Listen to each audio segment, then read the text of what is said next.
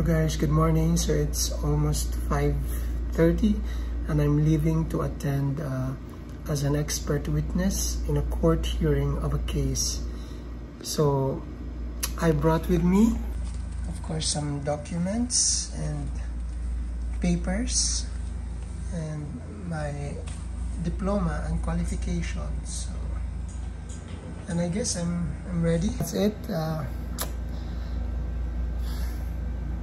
I wouldn't say life's work, but these are my master's thesis, and after that I did some studies as well, advising thesis students with regards to this topic in radiation protection and health physics topics. So good luck, and I hope we can do something for the society with these efforts that we did long time ago, and even until now I'm still doing research mostly related to health physics. Good luck, guys.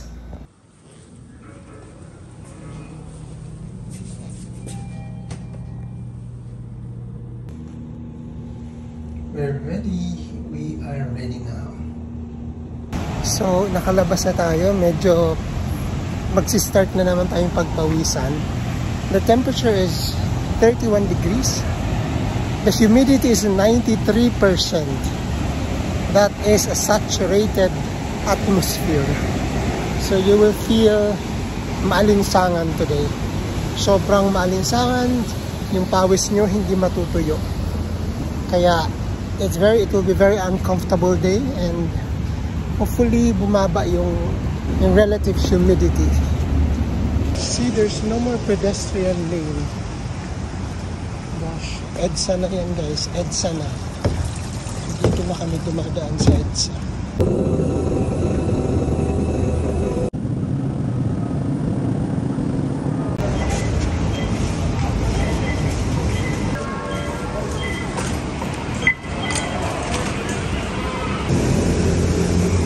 It's raining. It's raining. Gosh.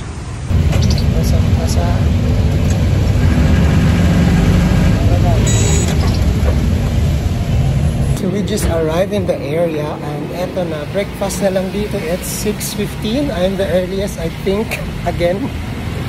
Breakfast muna. The first. So here we are. We are the first in the RTC. Although there are some employees walking around already.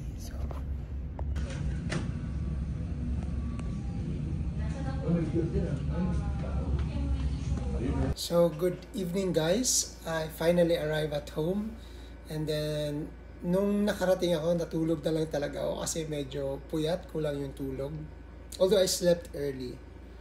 Pero sobrang aga akong nagising at nag-aral na ako in preparation for today's event. I would say event. So today was for me, I will consider it as a once in a lifetime experience. I had the honor to serve as an expert witness in a court. So let me talk about, and I want to share this to you, especially most of you guys are my students, yung mga nanonood nito. So how I end up in this role, how I end up in a court. So it started, I graduated as a BS Applied Physics, major in instrumentation, and after that I did some master's degree, MSc Applied Physics, major in medical physics, and a lot more studies. Okay? Usually yung mga court hearing, it starts at 8:30 a.m. So maaga. Then kami yung una. But may mga nangyari. So very exciting talaga yung court. May mga nangyari, kaya nasalang ako sa korte, sa witness stand, sa stand at around, I think around 10, so mga 2 hours yun guys, so hanggang lunchtime 2 hours kang nakasalang. Okay, explaining concept. So I will not go into detail, no, kasi of course we have to respect the court, and privacy, but I will just share my journey, no, as a medical physicist. Okay, so when I did my master's, my thesis is about extremely low frequency electric and magnetic field levels from high voltage power lines. Yung mga power lines yan sa nakikita nyo, poste ng kuryente.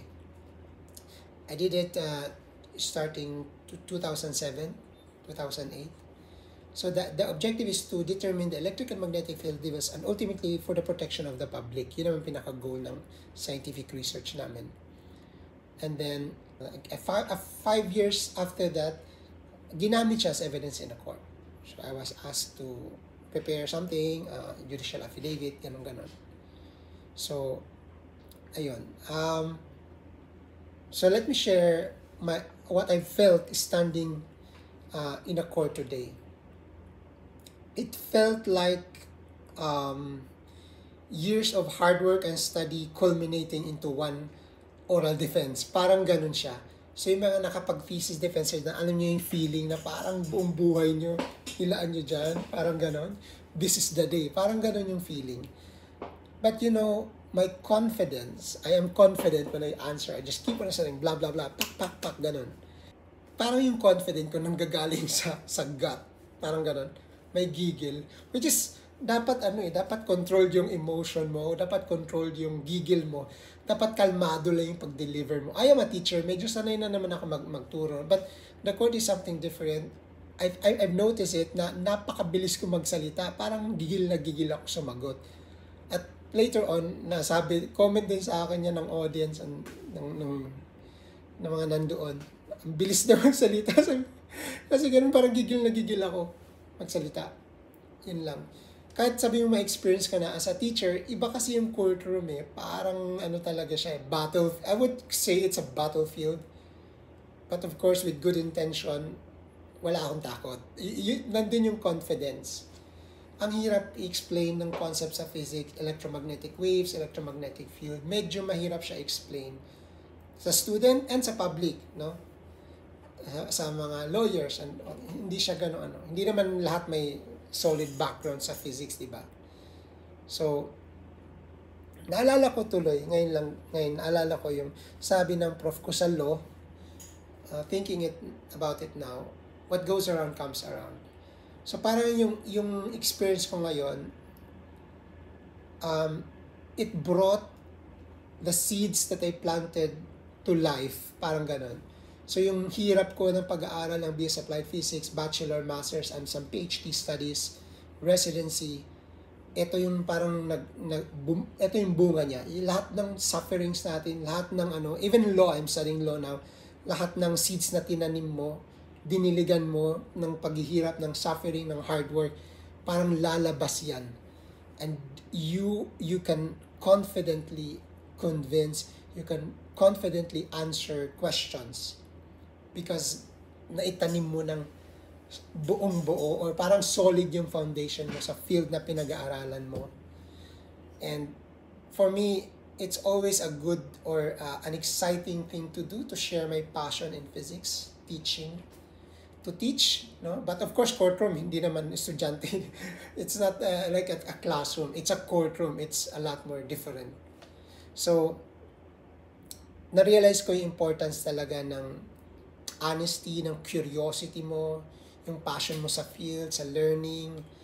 So, and of course, the courtroom reinforced that real-world experience. And I'm grateful for that opportunity to contribute my expertise, my knowledge, my love for teaching and protecting the lives, the public, through the physics, through the principles and the laws of physics.